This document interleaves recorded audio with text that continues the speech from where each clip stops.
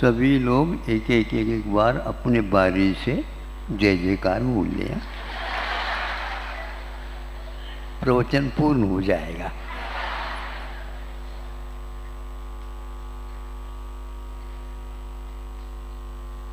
आप लोगों ने यह दृश्य देखा होगा, दूध को जमा करके दही बनाया गया और उस दही का मंथन करना है। दही का मंथन करते हैं, चालू करते हैं। जिन्हें इसका अभ्यास है वे बीच बीच में उसको जो मथ रहा है उसको देखते रहते हैं। उसमें जो पहले दही था और वह उसमें से एक एक कण भिन्न भिन्न होते हुए देखने को उपलब्ध होते हैं। जब वे कण पूरे के पूरे ऊपर आ जाते हैं तो वह मथने वाला समझता है कि इसमें अब ज़्यादा मथना ठीक नहीं, अनुपात से ही सब कुछ होना चाहिए। उसको कच्चा रखें तो भी ठीक नहीं, इसको ज़्यादा पकाएं वो भी ठीक नहीं। अब जब उन्होंने उसको बाहर निकालना चाहा तो वो एक प्रकार से वह हाथ को चिपकने लगा। तो उसने सोचा कि नहीं, ये ठीक नहीं। हाथ को उन्होंने दोनों हाथों को एक प्रकार से गर्म पानी से धो लिया। फिर इसके उपरांत उस मक्खन को, नवनीत को वह निकालना चाहा तो बिल्कुल वह हाथ में आ गया और 3-4 बार यूं करने से वह गोल। अब बताने की कोई आवश्यकता नहीं, आपने तो यही खाया होगा, जाना होगा, नहीं भी जाने तो भी खाया तो होगा ही। अब सोचने का यह विषय है, भीतर था वह बाहर आ गया और वह मट्ठा कहलाता है जो बचा है, उसमें वह तैरने लगा। 2-3 बार हाथ में लेकर के इसको छोड़ा तो वह भीतर नहीं गया किंतु मट्ठे के ऊपर ही तैरने लगा। अब हम पूछना चाहते हैं, तैर रहा है तो कितना हिस्सा उसका आपको दिख रहा है और बाकी का हिस्सा वह नीचे की ओर है। सही बताओ, जल्दी बताओ। हैं? आधा कौन कहता है वो? हाँ, सही सही बताओ। हाँ, 1/4 ज़्यादा 1/4। नहीं तो मैं ये तो कहने वाला, दूध का चंद्रमा होता है उतना भी दिख सकता है। अब हम इससे चलते हैं। यह नवनीत तो उत्तीर्ण हो गया क्योंकि वह तैर रहा है और वह दूध के चंद्रमा की भांति या तो चौथ की भांति वह दिखने लगा। बाकी सब वह नीचे है। क्या जितना जो खुल करके ऊपर आया वह तो अच्छा माना जाए और नीचे का अच्छा नहीं माना जाए। नवनीत में कोई अंतर नहीं है किंतु तैरने के अपेक्षा से वह इतना हल्का हुआ है, उतना ही तो तैर रहा है। अभी उसमें जो सम्मिश्रण पूरा है उसके कारण वह डूबा हुआ है। अब इसके लिए है तो वो नवनीत, न ही दही है और न ही घी है, किंतु बिचला वह रूप है उसका। यह तो हुआ एक प्रकार से अरहंत परमेष्टि का स्वरूप।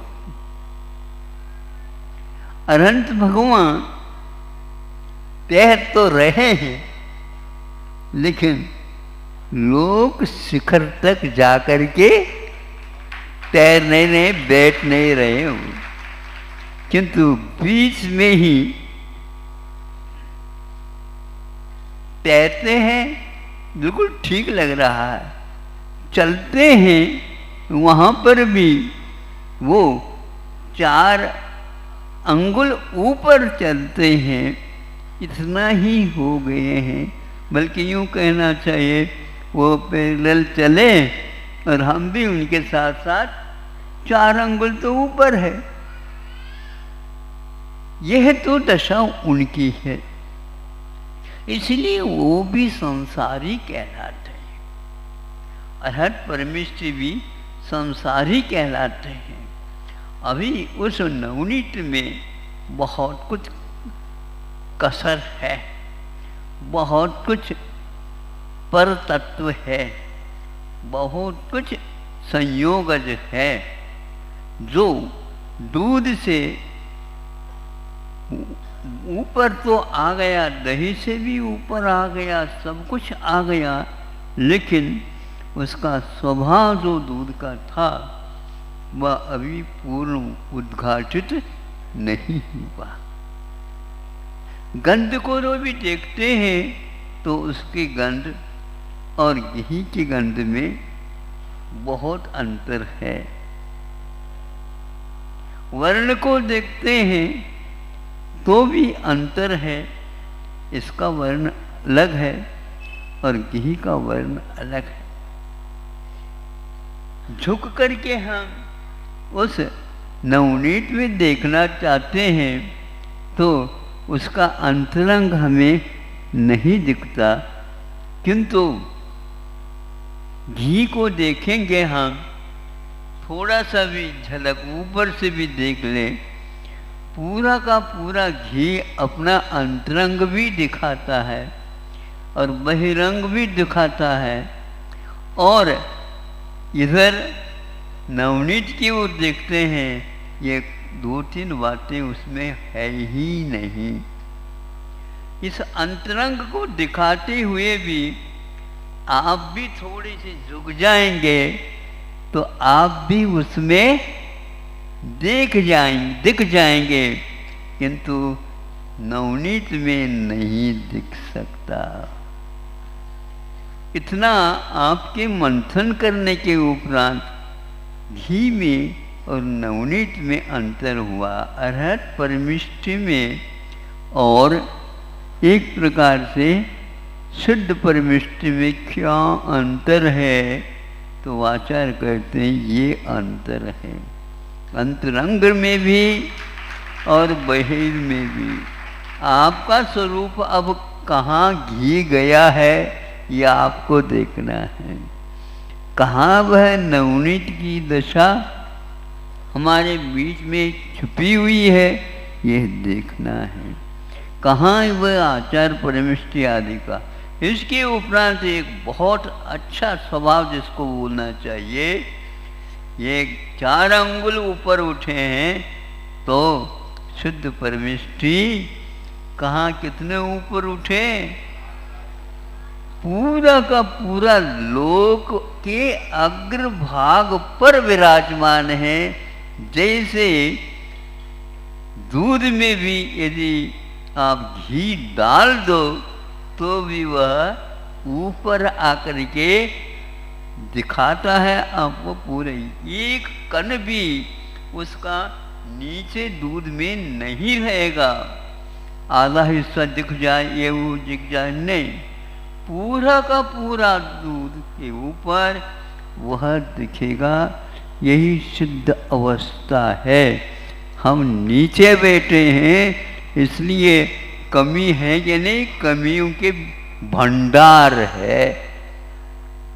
हाँ, आपको मैं पूछना चाहता हूँ, घी तो 3 लोग तक पहुँच गया, वहाँ तक पहुँच गया शुद्ध परमेष्टि, और आप बैठे बैठे थोड़ा सा देख ले, हाथ के ऊपर हाथ रख करके और अपने आप को थोड़ा सा उठाओ, देखेंगे हैं? उठाओ।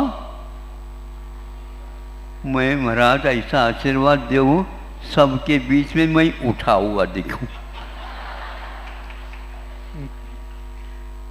आप 1 सेंटीमीटर भी जब उठा नहीं रहे अपने आप को, कितने भारी हैं आप। इसीलिए 4 व्यक्तियों के द्वारा भी ये मोटे ताजे उठने वाले नहीं है। माला फेरते होंगे हम, भारी भरकम ही ठीक है। क्या ये दशा बताओ। आज सिद्ध परमेष्टि के साथ कुछ लोग अपने स्वभाव की तुलना करते हैं। इसको देख करके हमें ऐसा लगता है ये क्या कर रहे हैं। यह एक प्रकार से उनके समान अपने आप को मानना, शक्ति के पीछे से मान लो तो कोई बाधा नहीं, किंतु संवेदन की अपेक्षा से मानते हैं तो यह सिद्ध परमेष्टि का वर्णवाद माना जाएगा। और आत्म तत्व सिद्धांत से बिल्कुल बहिर्मुख हो गया है, ऐसा समझना चाहिए। भले ही बहुवत मनाए या हजारों व्यक्तियों को अपने से जोड़ें, इससे कोई मतलब नहीं है। घी तो घी है, और नवनीत तो नवनीत है, और दूध तो दूध है, किंतु आप दूध को भी सुरक्षित रखते हो तो घी तक यात्रा होने में आपकी पूरी योग्यता आपके पास है। लेकिन दूध को संभल करके उसकी कितनी मर्यादा है ये भी देखना है।